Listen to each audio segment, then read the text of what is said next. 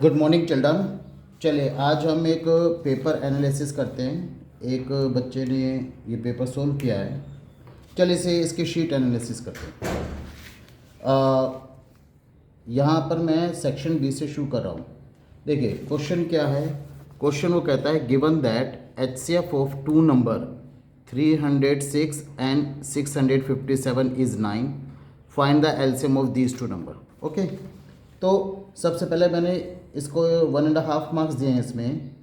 ठीक है, तो अगर हम इसकी बात करें यहाँ पर, सबसे पहले इस बच्चे ने सही फॉर्मूला अप्लाई किया है। HCF multiply by LCM is equal to product of two numbers.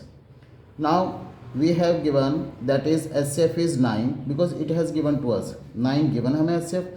LCM हमें फाइंड आउट करना है। The two numbers are 306 and 657. So by cross multiplying, LCM is equal to 306 multiplied by 657 divided by 9.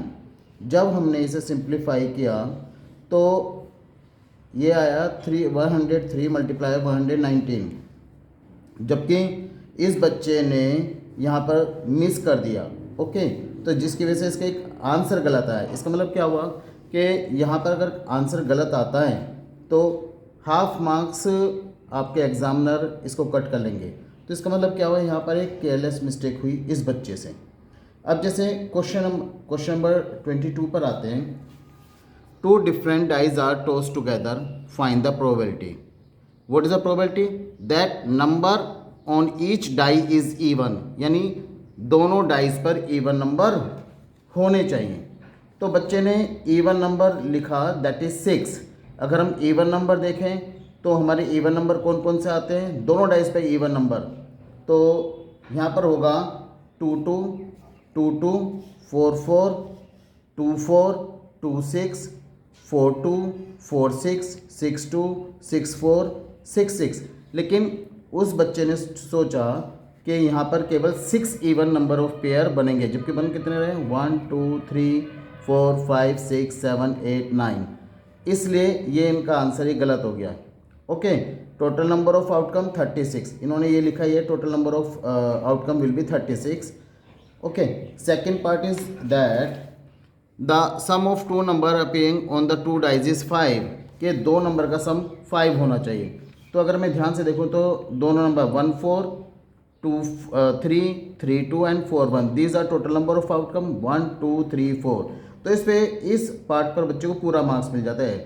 ठीक है, सो यहाँ पर यानी इसका मतलब हम ये कहेंगे कि इस क्वेश्चन में बच्चे ने थोड़ी केयरलेस मिस्टेक की है। ठीक है, हालांकि इस बच्चे को यहाँ पर अगर ये बोर्ड में जाएगा तो इसको हाफ मार्क्स यहाँ भी मिल जाएगा जो इसने इन्फॉर्मेशन गिवन है। ठीक है, एक यहाँ पर किसकी कमी है, फॉर्मूलाज। अगर फॉर्मूला बच्चा नहीं लिखता है तो उसका हाफ मार्क्स कटेगा ही कटेगा। अगर मान लो उसका पूरा क्वेश्चन रॉन्ग है तो उसे हाफ मार्क्स 100% मिलेगा। तो फॉर्मूला तो ज़रूर लिखना चाहिए। ठीक है, ये हम सबको यही पता चलता है कि फॉर्मूला लिखना ज़रूरी है। क्वेश्चन नंबर 23 की बात करें तो कहता है find the value of cos 2 theta if 2 sin 2 theta is equal to √3। एक बात और कहना चाहता हूँ यहाँ पर, हमें अब यहाँ पर दो ऑप्शन गिवन हैं। फर्स्ट क्वेश्चन था हमारा find the value of cos 2 theta if 2 sin 2 theta is equal to √3। दूसरा क्वेश्चन है 3 tan square 30 plus tan square 60 plus cosec 30 minus tan 45 divided by cot square 45। तो इस बात का ध्यान रखना पड़ेगा कि अगर हमारे पास जिन क्वेश्चन में चॉइसेस गिवन है तो हमें करेक्ट ऑप्शन को चूज़ करना है जो आसानी से हो जाए और जिसमें कोई कैलकुलेशन मिस्टेक ना हो। तो इस बच्चे ने हालांकि ये पार्ट लिया है। तो 2 sin 2 theta is equal to √3, sin 2 theta is equal to √3/2। तो sin थीटा कितने पर √3/2 होता है, 60 डिग्री पर। तो इसलिए 2 theta is equal to 60 degree dividing both side by 2, theta is equal to 30 degree.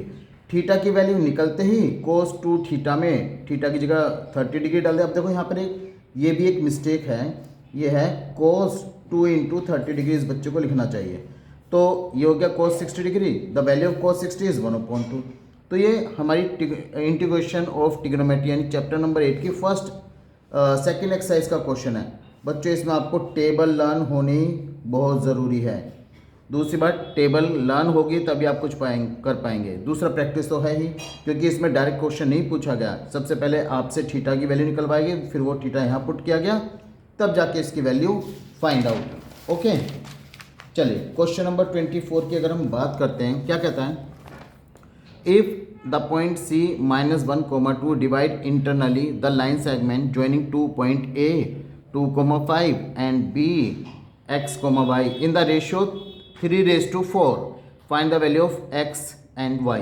अगर हम ध्यान से देखें, हमें देखें जहाँ तक पॉसिबल हो आपको एक डायग्राम बनाना बहुत ज़रूरी है। अगर आप डायग्राम बनाएंगे ना तो उसका भी हाफ मार्क्स मिलेगा, करेक्ट डायग्राम का हाफ मार्क्स मिलेगा। तो इस बच्चे ने डायग्राम ड्रॉ किया है, point A 2,5, point B this is x, y, point C internally lie its coordinate are -1 and 2 and it divide the line joining point A and B 3:4।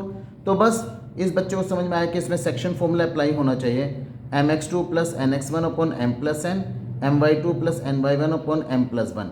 बस इसमें वैल्यू डाली, m that is 3, x2 that is x plus n that is 4, x1 this is 2 divided by m plus n 3 plus 4 that is 7।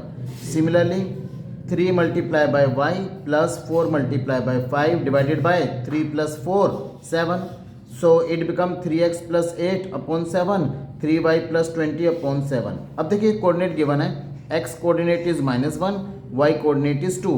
बस comparing the coordinate, x coordinate compare with x coordinate and y coordinate compare with y coordinate, so it become -1 is equal to 3x plus 8 upon 7। by cross multiplying -7 और 8 को भी हम left hand side लाएंगे तो -7 - 8 is equal to 3x, so -15 upon 3, the value of x is -5। similarly the value of y become -2, so its coordinate are -5 and -2। तो इस question पे इस बच्चे को पूरे मार्क्स मिले। ये पेज नंबर डाला हुआ है बच्चे ने, ठीक है। चलिए यहाँ पर इस बच्चे ने ट्राई किया क्वेश्चन नंबर 25, लेकिन वो कंफ्यूज हो गया, जिसकी वजह से उसने लिखा और फिर काट दिया। ऐसे में क्या होता है कि उसका टाइम वेस्ट हुआ। तो इसमें मैं आपको एक इंस्ट्रक्शन देता हूँ बच्चों, अगर आपको किसी भी क्वेश्चन में कोई डाउट है तो आप उसके लिए स्पेस छोड़िए, पहले आप वो क्वेश्चन सोल्व कीजिए जो आते हैं, और किसी भी सेक्शन को, जैसे इस बच्चे का मैंने सेक्शन बी से शुरू किया, सेक्शन बी को ही कंटिन्यू रखिए। ऐसा मत कीजिए कि सेक्शन ए पहले लिख रहे हैं, सेक्शन ए का कोई क्वेश्चन पहले लिख रहे हैं, फिर बी का, सी का, डी का, रैंडमली ऐसे मत कीजिए, एग्जामिनर कंफ्यूज जाएगा। अगर आपने क्वेश्चन कोई सेक्शन, जैसे सेक्शन डी है 5 मार्क्स का होता है, और आपने उसे उसी सेक्शन में डाला हुआ है जहाँ पर 2 मार्क्स का क्वेश्चन है, और बाई चांस बाई मिस्टेक वो उस पर 2 मार्क्स दे दे और वो आगे इवेलुएट भी ना हो, तो आपका नुकसान हो जाएगा। तो जो भी सेक्शन आप अटैम्प्ट करें उस सेक्शन को कंटिन्यू रखिए। अगर उस सेक्शन का कोई भी क्वेश्चन आपको नहीं आता है उसके लिए स्पेस छोड़े, सबसे पहले उसे हम बाद में अटैम्प्ट करेंगे। दूसरी बात, सबसे इम्पोर्टेंट चीज़ ये है कि आपका फर्स्ट इंप्रेशन बहुत अच्छा होना चाहिए। सबसे पहले वो क्वेश्चन सोल्व करें जो आपको आते ही आते हैं। एक बार एग्जामिनर को कॉन्फिडेंस हो गया कि हाँ you are a very good student, फिर वो आगे बढ़ता चला जाता है, फिर वो डीप आपकी बहुत डीप चेकिंग नहीं करेगा, अदरवाइज वो आपके एक एक वर्ड को चेक करेगा। तो कॉन्फिडेंस डेवलप करना बहुत ज़रूरी है, ठीक है। इसे इस बच्चे को यहाँ पर पहले स्पेस छोड़ना चाहिए था और आगे बढ़ना चाहिए था। अब देखिए 25 का उसने फर्स्ट पार्ट अटैम्प्ट किया, ये गलत हो गया, तो इसने फिर इस क्वेश्चन को 25 को फिर से अटैम्प्ट किया है। यहाँ पर देखिए दोबारा से इसने अटैम्प्ट किया है, चेक कर लेते हैं हम यहाँ पर इस बच्चे ने दोबारा से क्वेश्चन अटैम्प्ट किया है।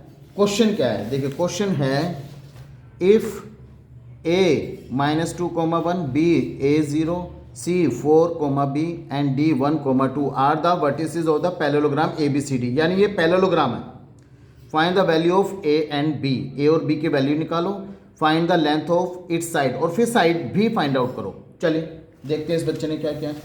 पहले इस बच्चे ने पहले डिस्टेंस फॉर्मूला अप्लाई किया, क्योंकि उसे पता लग गया, जैसे मैंने आपको लास्ट वीडियो में भी बताया था बच्चों, अगर आपके पास 2 अननोन वेरिएबल हैं तो आपको 2 इक्वेशन चाहिए ही चाहिए सोल्व करने के लिए। जितनी अननोन वेरिएबल उतनी ही इक्वेशन चाहिए, क्योंकि यहाँ पर 2 अननोन वेरिएबल आ गए, इस बच्चे को समझ में आ गया मुझे 2 इक्वेशन की ज़रूरत होगी, इसलिए वो आगे बढ़ा ही नहीं। तो अब उसने क्या किया, यहाँ पर इसने लिखा कि उसे मालूम है कि we know that the diagonal of the parallelogram bisect each other at the mid point. Parallelogram के डायगोनल एक दूसरे को मिड पॉइंट पर बाइसेक्ट करते हैं। तो इस बच्चे को याद आ गया, तो फिर तुरंत उसने अप्लाई किया mid point formula between the two diagonals. So what is the mid point formula? x1 plus x2 upon 2 comma y1 plus y2 upon 2. So x1 minus 2 and x2 it should be 4. Yes, this is 4. 4 upon 2, y1 the 1 and y2 b upon 2. So this is 4 minus 2, 2 upon 2, that is 1 and 1 plus b upon 2. क्योंकि दोनों के diagonal एक ही point पर bisect करते हैं, mid point पर bisect करते हैं। फिर से इसने मिड पॉइंट फाइंड आउट किया डायगोनल बी डी का, तो a plus 1 upon 2 divide 1 upon 2 comma 2 plus 0 upon 2, a plus 1 upon 2 equal compare किया अपने मिड पॉइंट से ही, that is 1, a plus 1 upon 2 equal to 1, cross multiply से 2, a plus 1 equal to 2, a की value 1 आ गई। इसी तरह से दूसरे वाले को 1 plus B upon 2 equal to 1, so its value is also 1। तो a की वैल्यू 1 और b की वैल्यू 1 हमारे पास आ गई, दोनों की वैल्यू उसने फाइंड आउट कर ली। इस तरह से इसको पूरे मार्क्स मिले। उसने क्या किया, इस x कोऑर्डिनेट को डायगोनल AC के x कोऑर्डिनेट को डायगोनल BD के x कोऑर्डिनेट से कंपेयर किया, डायगोनल AC के y कोऑर्डिनेट को डायगोनल BD के y कोऑर्डिनेट से कंपेयर किया, and we have the value of A and B, that is 1 is 1,1। चलिए आगे बढ़ते हैं। फिर उसने कहा, क्योंकि क्वेश्चन में गिवन है find the side of the parallelogram, बस ए बी में हमने डिस्टेंस, इसने डिस्टेंस फॉर्मूला अप्लाई नहीं किया इस बच्चे ने, इसको डिस्टेंस फॉर्मूला यहाँ पर लगाना चाहिए। अगर उसने कोई कोऑर्डिनेट गलती से गलत लिख दिया तो डिस्टेंस फॉर्मूला के उसे मार्क्स मिलते। क्या होता है, √x2 minus x1 whole square plus y2 minus y1 whole square, this is the distance formula.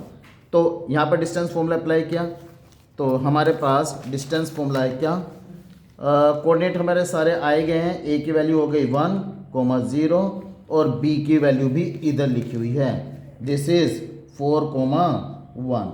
So side A B, so x2 minus x1 1 minus minus plus 1 plus 2 whole square plus 0 minus 1 whole square under root के अंदर 1 plus 2 3, 3 square 9 and that is 1 square 1 under root 10 units. इस बच्चे ने बिल्कुल लिखा है, unit लिखना नहीं बोला, अदरवाइज यहाँ पर भी हाफ मार्क्स कट जाते हैं। इसी तरह से उसने सारी साइड्स निकाली, सारी साइड सही है डिस्टेंस फॉर्मूला का अप्लाई करके, हर जगह यूनिट्स ज़रूर लिखा है और आपको अभी करना ज़रूर चाहिए। चलें आगे बढ़ते हैं, दैट इज़ क्वेश्चन नंबर 7। अगर मैं देखूँ इस बच्चे ने, जैसे मैं बता रहा था, एक सेक्शन को एक साथ ही अटैम्प्ट करना चाहिए, इसने 25 तक, क्वेश्चन नंबर 25 यानी सेक्शन बी को एक साथ लिया है और फिर वो अगले सेक्शन पर आगे बढ़ गया है। देखिए फिर से वही बात, यहाँ पर एक क्वेश्चन है, in given figure angle BED equal to angle BDE and E is the mid point of BC, prove that AF upon CF is equal to AD upon BE। और जबकि इसकी चॉइस में एक क्वेश्चन है, in the given figure ABC triangle DE parallel to BC, DE parallel to BC, but ये diagram में कुछ गड़बड़ है इस क्वेश्चन में, DE parallel to AB and AD is 2x, DC is x plus 3, BE 2x minus 1, CE x। यहाँ पर बच्चों में एक बात कहना चाहूँगा, जैसे उसने इस सिमिलर ट्रायंगल के क्वेश्चन में बेसिक प्रोपोर्शनलिटी थ्योरम तो यूज़ हो रही है और डायग्राम गिवन है, ऐसा मत कीजिए कि अगर पेपर में डायग्राम गिवन है तो आप ना बनाएं, बिल्कुल बनाइए, एक रफ डायग्राम बनाइए और सारी साइड्स को लेबल कीजिए, यानी AD DC CE BE जिस जिसकी वैल्यू गिवन है यहाँ पर पुट कीजिए, इससे आपको भी ईजी रहेगा और एग्जामिनर को भी देखने में आसान रहेगा। चलिए इस बच्चे ने बिल्कुल रूल फॉलो किया, इसने AD DC BE और CE की वैल्यू पुट की और लिखा by BPT DE parallel to BC, therefore by using basic proportionality theorem AD upon DC is equal to BE upon CE। बस यहाँ पर वैल्यू पुट की, क्रॉस मल्टीप्लाई की और सिंप्लीफाई किया, ठीक है, and the value of x is equal to 3/5, बिल्कुल सही, इस पर इसे पूरे मार्क्स मिल जाते हैं। ठीक, इसने यहाँ पर स्केल का यूज़ किया, जरूर नहीं आप स्केल का यूज़ करके ही डायग्राम बनाए, रफ डायग्राम आप हाथ से बनाना सीखिए सीधा सीधा, क्योंकि हमारा जो पेपर होता है ना वो पेपर हमारा 3 आवर्स का होता है, लेकिन आप ये मान के चलिए आपका पेपर 2 hours 30 मिनट यानी 2.5 आवर में कंप्लीट होना ही चाहिए, 2.5 घंटे में पेपर कंप्लीट होना चाहिए। और 10 से 15 मिनट आप अपनी करेक्शन को फाइंड आउट कीजिए और उस करेक्शन को सही करने के लिए लास्ट के 15 मिनट का यूज़ कीजिए। चलिए क्वेश्चन नंबर 27 क्या कहता है, if 1 0 of the polynomial 2x square plus 3x plus lambda is 1/2, find the value of lambda and other zero also. चलिए पहले लैम्डा की वैल्यू निकालेंगे। उसने कहा 1/2 is the zero of the given polynomial. अगर 1/2 इस पोलिनोमियल का जीरो है तो मैंने आपको लास्ट टाइम भी बताया था, तो इस पोलिनोमियल को कंसीडर कर लीजिए f(x) is equal to 2x square plus 3x plus lambda, और x को रिप्लेस कर दीजिए 1/2 से, बिकॉज 1/2 इसका जीरो है। तो देखते हैं इस बच्चे ने क्या किया, बिल्कुल यही क्या है, f(x) is equal to 2x square plus 3x plus lambda and he replace the value of x from 1/2, और यहाँ पे वैल्यू पुट की, कैलकुलेट किया, लैम्डा की वैल्यू आई -2। This is the correct answer. उसने लैम्डा की वैल्यू यहाँ पुट की और फिर यहाँ पर पुट करने वाले से मिडिल टर्म, हालांकि मैं इसको चाहूँगा आप मिडिल टर्म स्प्लिट अप करके ही करें क्योंकि टाइम की बहुत वैल्यू होती है। इसने मिडिल टर्म स्प्लिट अप ना करके सम ऑफ द जीरो निकाला, -b/a, b की वैल्यू 3, a की वैल्यू 2, तो -3/2। यहाँ पर सिंप्लीफाई कर लिया उसने।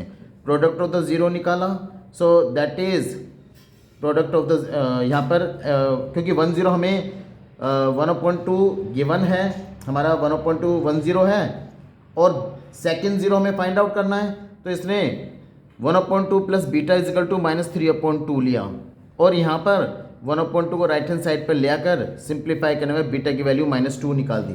तो हमने बीटा की वैल्यू -2 निकाल दी। क्यों आप पूछा है, फाइंड द लैम्डा, लैम्डा इस बच्चे ने निकाला -2, और फाइंड द अदर जीरो, और अदर जीरो आ गया दैट इज -2, यानी दोनों वैल्यू हमारी -2 आई। तो इस बच्चे ने बिल्कुल सही किया। अदरवाइज हम ऐसा भी कर सकते हैं, इसको मिडिल टर्म स्प्लिट अप करें और उससे सोल्व करें।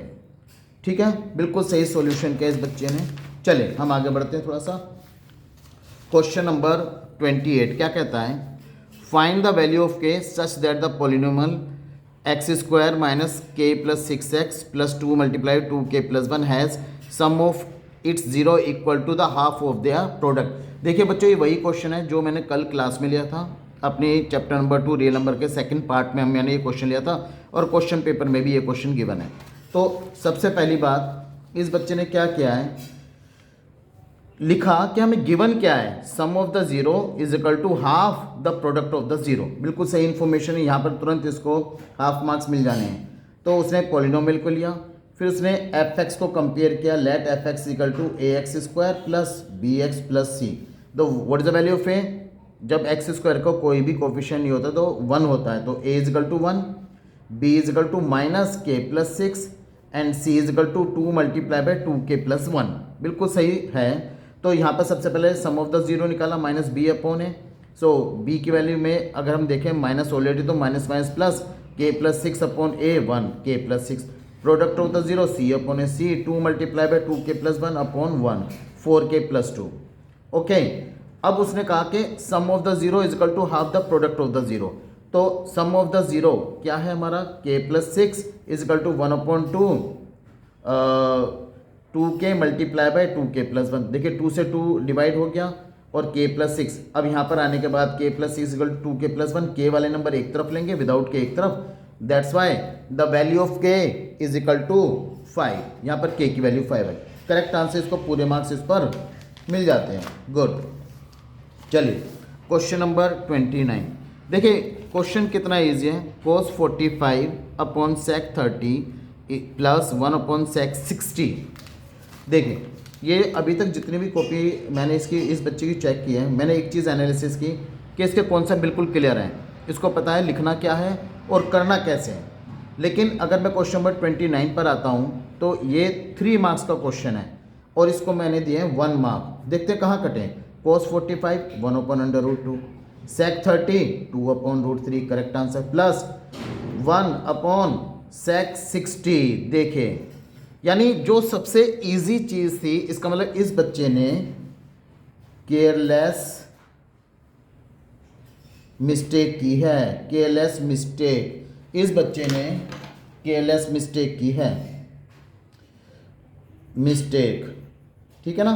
तो देखिए सारा पेपर अच्छा कर रहा है बच्चे ने, यहाँ पर गलती की, अब ये गलती होगी तो एग्जामिनर इसके आगे पढ़ेगा नहीं।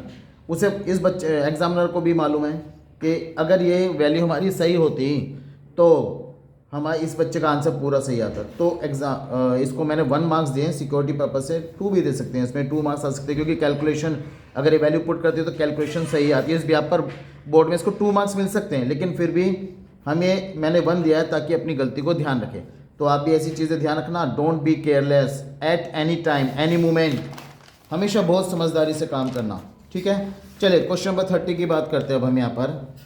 वो कहता है, पढ़ लेते हैं, ये क्या इसके 2 पार्ट्स हैं? हाँ, इसके 2 पार्ट हैं। पहला पार्ट इसने शायद फर्स्ट पार्ट, चले फर्स्ट पार्ट देखिए इस बच्चे ने क्या किया। क्वेश्चन क्या है first part, an isosceles triangle A B C with A B is equal to A C circumscribe a circle touching BC at point P, AC at point Q and AB at point R.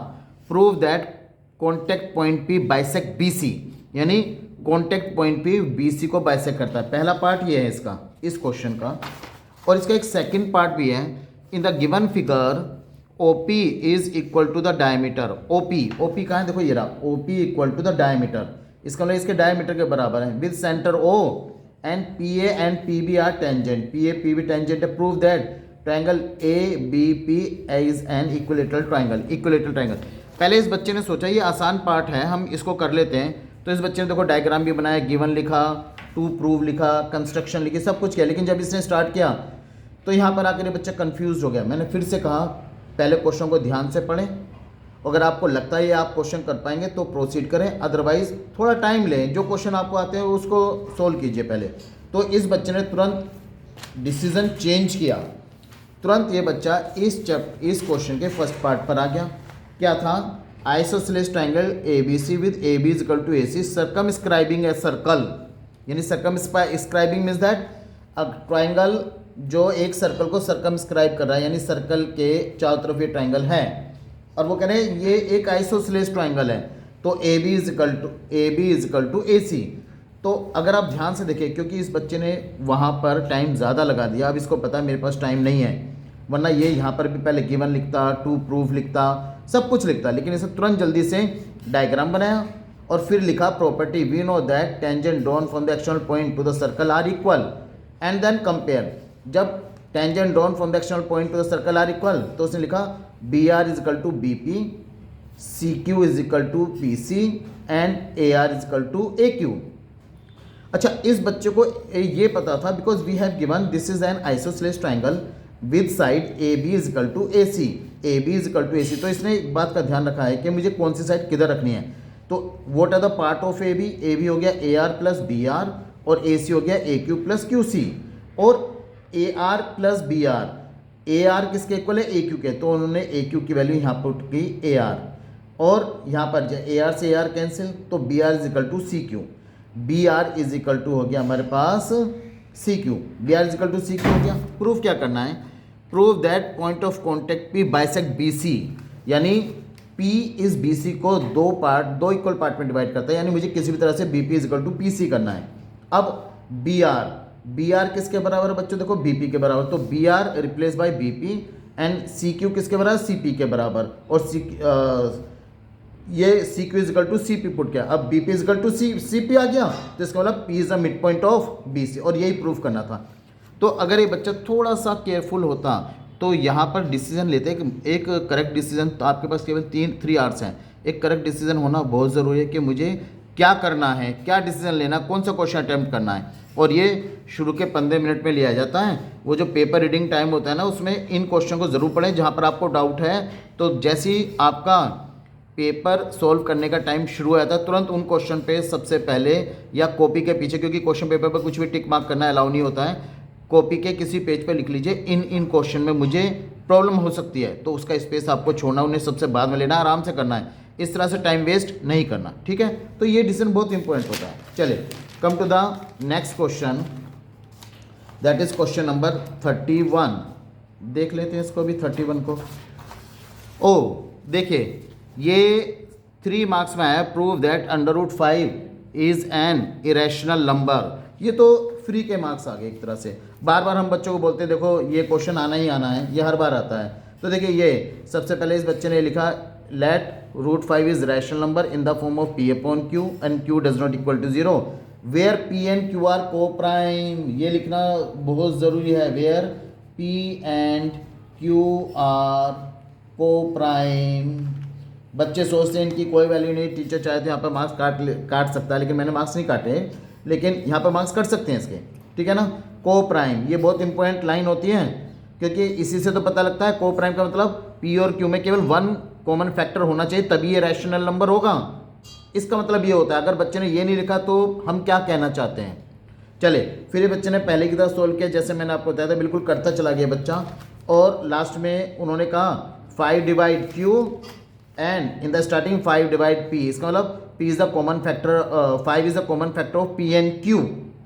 अब जबकि हमने starting में कहा कि P and Q R को prime, यानी one ही common factor होना चाहिए, तो इसका मतलब अब हमारे हम क्या लिखेंगे, एक कॉन्ट्राडिक्टरी स्टेटमेंट. देखिए कॉन्ट्राडिक्टरी स्टेटमेंट आ गई, तो इस बच्चे ने कॉन्ट्राडिक्टरी स्टेटमेंट दी एंड प्रूव किया hence root 5 is an irrational number.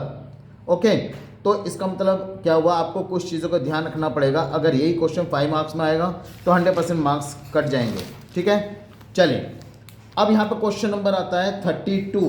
देखिए बच्चों, क्वेश्चन नंबर 32 क्या कहता है, solve the following system of equation graphically. Graph बनाना था. Determine the coordinate of the vertices of triangle form by these line and x axis and shade the regular triangular region. दूसरा है word problem. अब यहाँ पर word problem, अब देखिए बच्चों, यहाँ पर इस बच्चे ने पहले ग्राफ की जो इक्वेशन है x minus Y is equal to -1 है, हालांकि +1 इज इक्वल टू 0, तो राइट हैंड साइड पे ये बच्चा ले गया. इसने वैल्यू पुट की और यहाँ पर देखिए प्रॉब्लम क्रिएट की. फिर इसमें भी इसने मतलब कि ये कैलकुलेशन मिस्टेक की है, इसको पता है, और लेकिन इसके पास टाइम शॉर्ट पड़ गया. टाइम कहाँ वेस्ट हुआ, वो जो क्वेश्चन इस बच्चे ने लिखा और काटा. तो यहाँ पर हालांकि इसने डायग्राम बनाया है जिसके हमारे पास देखिए, अगर मैं इसकी मैंने टेबल बनाई है, जो करेक्ट वैल्यूज़ है वो निकाली, जो मेरी इससे सेम नहीं है, डिफरेंट है, तो जिसकी वजह से इसके मार्क्स कटे. तो कितने मार्क्स का क्वेश्चन था, तो ध्यान से देखें 5 मार्क्स का क्वेश्चन था. इसको मैंने अवॉर्ड किए हैं केवल 2 मार्क्स, क्योंकि ग्राफ गलत बना, लेकिन इस बच्चे ने इक्वेशन को कन्वर्ट किया, टेबल बनाई, वैल्यू निकाली. कुछ वैल्यूज़, सारी वैल्यू गलत नहीं आई, कुछ वैल्यूज़ गलत आई, कुछ वैल्यू सही आई, तो जिसके बिहार पर इसको केवल उतने ही मार्क्स मिले जितना इसने काम किया है. यानी ग्राफ हम पूरे साल पढ़ाते हैं और कहते हैं कि ये क्वेश्चन आएगा, इस बार आया, लेकिन हम सोचते हमें तो आता है और हम क्या कहते हैं इसकी प्रैक्टिस नहीं करते, जिसकी वजह से जब एग्जाम टाइम में क्वेश्चन आता है हम गलती कर बैठते हैं. यानी 5 में से इस बच्चों को केवल 2 मार्क्स मिले हैं. चलिए क्वेश्चन नंबर दिस इज 33. ये क्वेश्चन है, इस क्वेश्चन को 33 मार्क्स का क्वेश्चन है. P B is the tangent to the circle with centre O to B. A B is the chord of length 24 centimeter at a distance of 5 centimeter from the center. If the tangent is length 20 centimeter, find the length of OP. इस बच्चे ने इस question को बिल्कुल सही तरीके से किया है, ठीक है, जिस पे से 5 मार्क्स अवॉर्ड हुए हैं, ठीक है. चलिए come to the next question, that is question number 34. Height and distance. यहाँ पर हाइट एंड डिस्टेंस की बात करें तो देखो हमारे पास 1 मार्क्स होते हैं कि आप एक पहले करेक्ट डायग्राम बनाएं और उसको एक्सप्लेन लिखें, उसको उसके बारे में डिस्क्रिप्शन ज़रूर लिखें. जैसे मैंने इसको बोल दिया भैया डिस्क्रिप्शन लिखें, इसके पास क्योंकि टाइम नहीं था तो इन्होंने डिस्क्रिप्शन लिखने के बजाय सीधे इन्होंने कंसीडर किया. क्वेश्चन क्या है, क्वेश्चन बता देता हूँ मैं. अ वर्टिकल टावर, ध्यान से देखिए क्वेश्चन है हमारे पास क्या, vertical tower stand on the horizontal plane. एक टावर है जो हॉरिजॉन्टल प्लेन पर है, surmounted by the vertical flag staff. और उस यानी सरमाउंटेड मीन्स दैट एक के ऊपर एक जो चीज़ होती है, यानी टावर के ऊपर फ्लैग स्टफ है, ठीक है, झंडे का जो डंडा होता है, of height 6 metre at a point on the ground पर एक पॉइंट है. Angle of elevation of the bottom and top of flag staff are 30 and 45. जहाँ पर फ्लैग स्टफ के बॉटम और टॉप का एंगल ऑफ एलिवेशन 30 and 45 है. Find the height of the tower की हाइट बताइए. देखिए बच्चे ने डायग्राम बिल्कुल सही बनाया है, लेकिन मैं इस शीट के भी यहाँ पर मैं आपको बता दूं बच्चों, अगर आप कभी भी कंफ्यूज हो रहे हैं कि भाई 30 डिग्री, मैं एक बार डायग्राम फिर से बना लेता हूँ. ये देखिए, अगर आप कंफ्यूज होते हैं कि मैं 30 डिग्री ये वाला एंगल लूँ या ये वाला एंगल लूँ, तो मैं हमेशा बच्चों से बोलता हूँ, जब आप एक बार आप है ना ये बात देखिए, जो एंगल है ये देखो एंगल ऊपर बढ़ता जा रहा है, अगर मैं इस एंगल की वैल्यू को बढ़ाता चला जाऊँ बढ़ाता, एक टाइम ऐसा आएगा वो 90 डिग्री पर का एंगल बनेगा। इसका मतलब जितना हम ऊपर चढ़ते चले जाएंगे एंगल इंक्रीज होता जाता है, जितना हम नीचे आते जाते हैं तो 0 डिग्री तक एंगल कम होता है। तो हमेशा नीचे वाला एंगल छोटा लेते हैं और बड़ा ऊपर वाला एंगल बड़ा लेते हैं। You should not be confuse here, ठीक है। तो इसलिए इस बच्चे ने बिल्कुल सही बनाया है कि छोटा वाला एंगल 30 लिया, दूसरा 45 लिया। फिर मैं कहता हूँ आप सबसे पहले छोटा वाला ट्रायंगल लीजिए BDC। तो देखिए ट्रायंगल इसने BDC कंसिडर किया, उससे क्या है एक छोटा सा ट्रायंगल आता है और उसमें हमारा वैल्यू बिल्कुल सही आती है।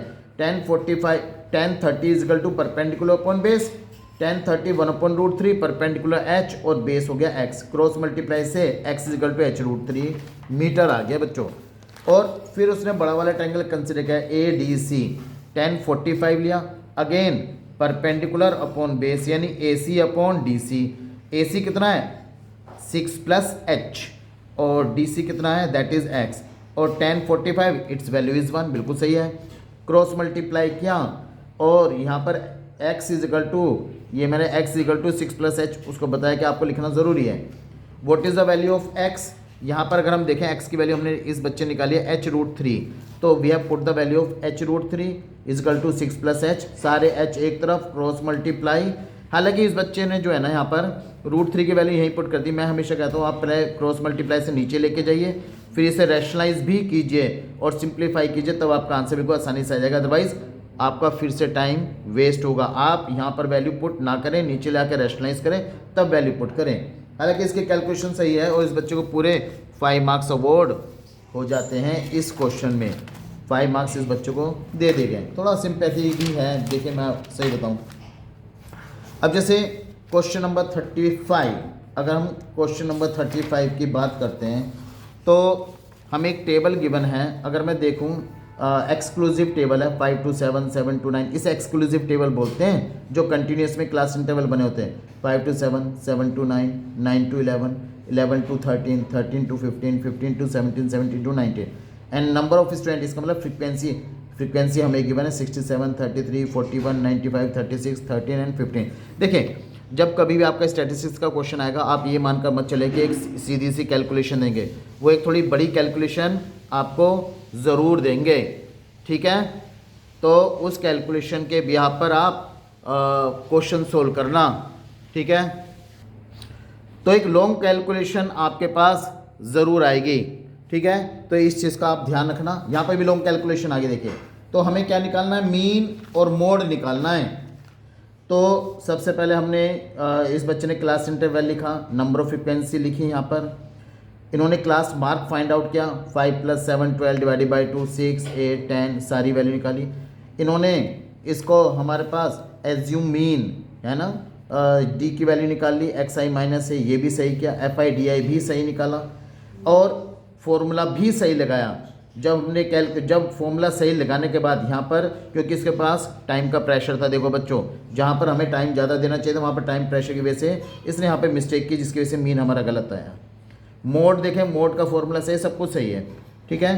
तो यहाँ पर क्योंकि इसने केवल मीन टेबल बनाई, मीन का फॉर्मूला सही लगाया, वैल्यू पुट की, लेकिन उसे फाइंड आउट नहीं कर पाया, तो इसको 5 में से 3.5 मार्क्स मिल गए, ठीक है बच्चों। चलिए अब इसके बाद बच्चों केस स्टडी है, केस स्टडी को ध्यान से करना। देखिए केस स्टडी मैं डिस्कस नहीं कर रहा हूँ यहाँ पर, ये केस स्टडी क्योंकि अलग अलग आती है। केस स्टडी में देखिए हाइट एंड डिस्टेंस हो गया एक हमारा टोटल सरफेस एरिया यानी मेंसुरेशन का पार्ट, सरफेस एरिया वॉल्यूम हो गया, और एक अर्थमेटिक प्रोग्रेशन, यानी आपका अर्थमेटिक प्रोग्रेशन से मैं आपको बता दूं एक केस स्टडी अर्थमेटिक प्रोग्रेशन से आती है, दूसरा एक सरफेस एरिया से भी केस स्टडी आनी चाहिए।